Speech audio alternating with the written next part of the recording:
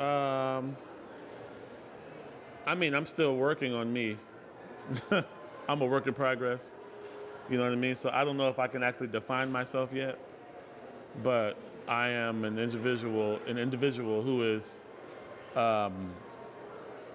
studied the history of music. If we're talking about who am I as far as music goes, somebody who studied the history of music and pays homage to it, but I'm not held back by it. You know what I mean? And I'm someone that wants to be a part of history. And you can't be a part of history or make history if you're too busy in history. If you're too busy praising history. You praise it so much to the fact that you forget to make it. So then you're erasing yourself out of the equation. So you never be a part of it. You know what I mean? So I'm a person that loves to dwell in real life, real time, now. You know what I mean? And whatever that means. So in this moment, I am who I am. But next week, it may be something different. You know, in an hour, it may be something different.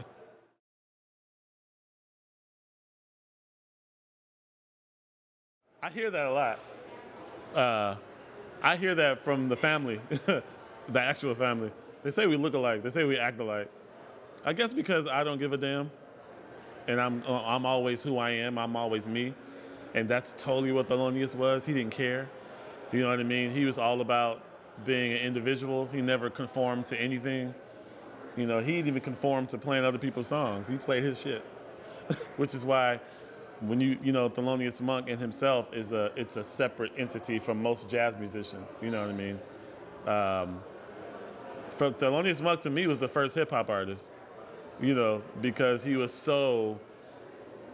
had so much swag and he was such an individual musically and personally, and just even the way he dressed, to the hat, to the glasses, his attitude. You know what I mean? He was a whole thing by himself. You know what I mean? Apart from the bandstand, and then on the bandstand, same thing. He was just an entity of himself. Like a whole different thing. You know what I mean? And he didn't care what anybody had to say about it. So I always thought he was the first hip hop artist because that's a very hip hop, you know, uh, attitude. A lot of hip hop cats emulate jazz cats anyway. You know, so.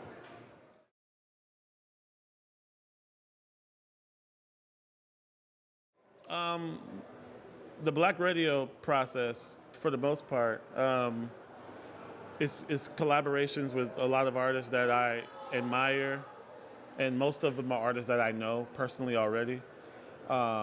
So a lot of times, I'll come up with a song in my head. I'll come up with some kind of musical idea, and normally when I come up with an idea, it's for a specific person. So I'll hear something, I'm like, I can hear this person singing over it. So I'll literally play my musical idea and email it to that artist and say, hey, I'm doing this record. I have an idea. Which, first of all, would you like to be on the record? Second of all, here's an idea. Can you write something to it? I feel the best collaborations really involve both parties. You know what I mean? Meaning I write music, they write lyrics and melody. You know what I mean? Or some sort of collaboration.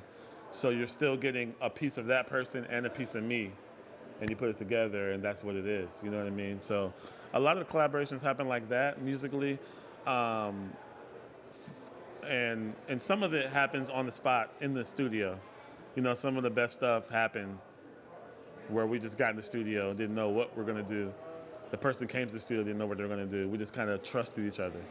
When you have a band that you can trust like that, nothing can go wrong. So I'm so confident and trustworthy of the people I have around me that I feel like whatever happens is going to be great. It's going to be something that I didn't even think of. You know what I mean? I just kind of let the universe do what it does. For a black radio too, I actually worked with some actual songwriters because I wanted this. I didn't want to make the same record twice. I made Black Radio 1, which is more of a kind of open, more jammy type ambiance sound, kind of just getting together, seeing what happens. And then after we won that R&B Grammy, I felt like I wanted to make a different album, not the same album. I kind of wanted to make it even more R&B. So this record is an R&B record. I literally did Black Radio 2 is an R&B record, you know, and I got with some writers that write R&B albums, and we put our spin on things that they wrote, that we wrote together, you know, stuff like that. And some of the artists on the album also wrote lyrics and put their thing in it too, you know what I mean? So we're kind of skipping around the genres, you know. I always say music is a big house, and we're just going room to room in the house, you know what I mean? So I love R&B, I love jazz. I'm probably gonna do a gospel album. You know, I'm gonna do all the music that I genuinely love, you know.